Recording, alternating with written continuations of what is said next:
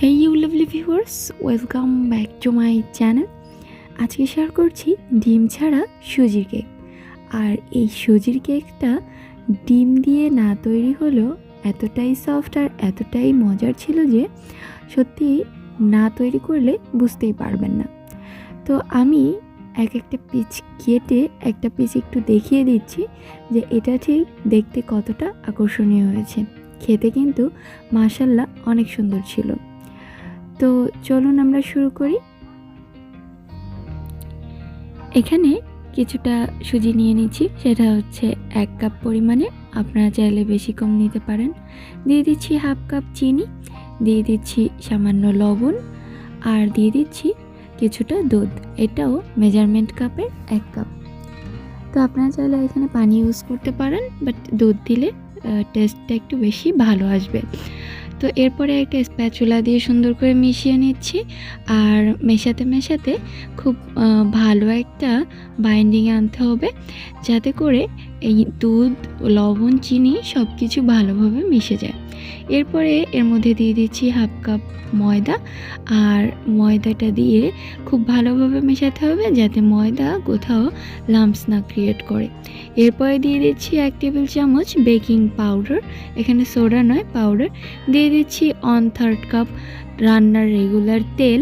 এরপরে দিয়ে দিচ্ছি 1 টেবিল চামচ কোকো পাউডার। আমি এখানে হাইকো ব্র্যান্ডের যে কোকো পাউডার আছে সেটা নিয়েছি, এজন্য আমার আরও একটু বেশি কোকো পাউডার লাগতে পারে, কারণ এই কোকো পাউডারটা কোনো বাজে স্মেল নেই, বাট অল্প দিলে যেন কালারই আসে না, এজন্য আরেকটু দিতে হবে।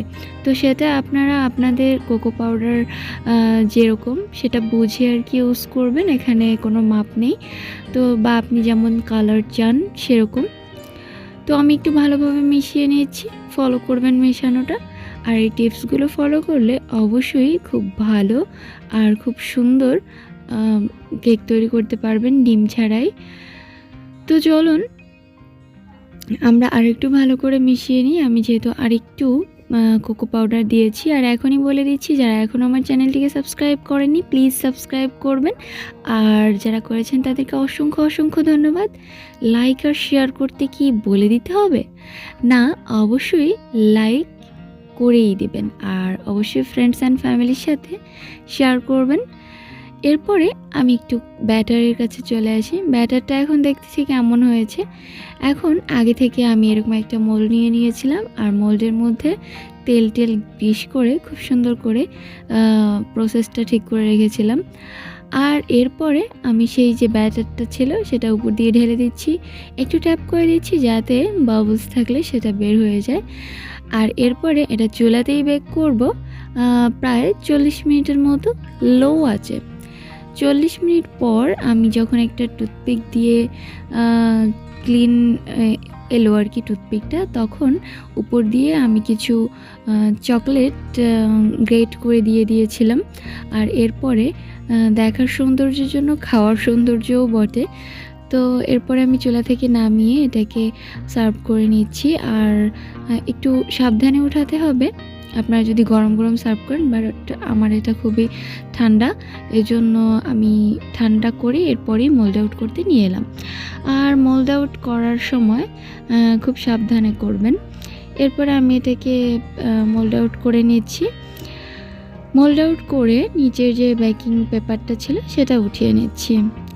আর আমার ভিডিওতে ডিসক্রিপশন বক্সটা অবশ্যই ফলো করবেন, যেসব কথা আমার ভিডিওতে স্কিপ হয়ে যায় ওগুলো আমি ওখানেই লিখে রাখি আপনাদের সুবিধার্থে।